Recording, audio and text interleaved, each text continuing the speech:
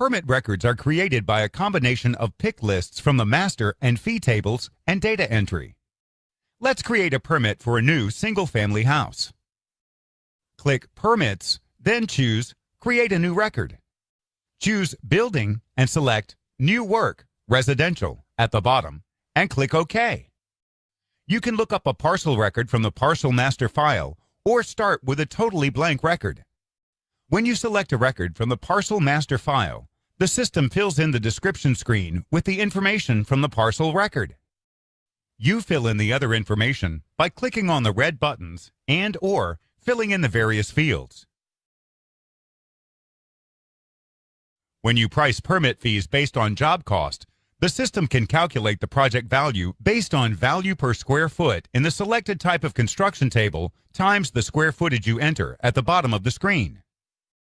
The system captures more information: bedrooms, baths, applicant's name, applicant's relationship to the permit, for example, contractor or owner, project code, and optionally, census code. The Approvals screen allows you to route the application to other departments for approval prior to issuing the permit. This is also where you specify any other user-defined requirements that also must be met. If you check the box for a department or that a requirement must be met, you will not be able to issue the permit until you specify the sign-off or that the requirement is complete.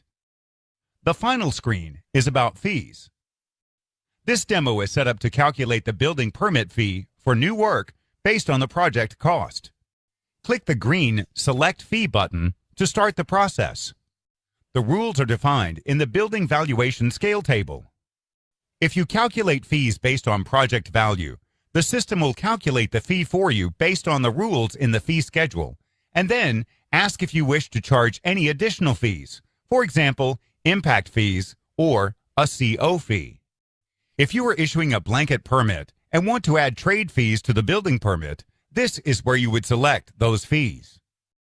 Once selected, you simply enter a quantity for each item. As you enter your quantities, the system automatically calculates the total for you. If your fees are based on an amount per square foot or item, the system will display your fee schedule defined in the building permit fee table, and you can choose up to 30 different fees. If you collect the fees in your office, you are ready to enter the payment information: cash, check, or credit card, or any combination. If you do not, as in this example, the payment type and amount fields will not appear on the screen. When you route a permit to another department for approval, you may record the names or initials of the person who provided the approval, as well as the date that they approved it. You can also record that all other requirements have been met. When you are ready to issue the permit, check the appropriate box for No Conditions or With Conditions. Select or confirm the issue date and click the Issue Permit button. The system will print a receipt and ask how many copies of the permit to print. The default number of copies for receipts and permits is specified in System Options. Optionally, you may email a PDF version of the permit to the applicant. If you issue trade permits that should be linked to a building permit, you can now enter them. Simply check the box when selecting the permit type, and the system will fill in the property information and establish a link between the trade and building permit.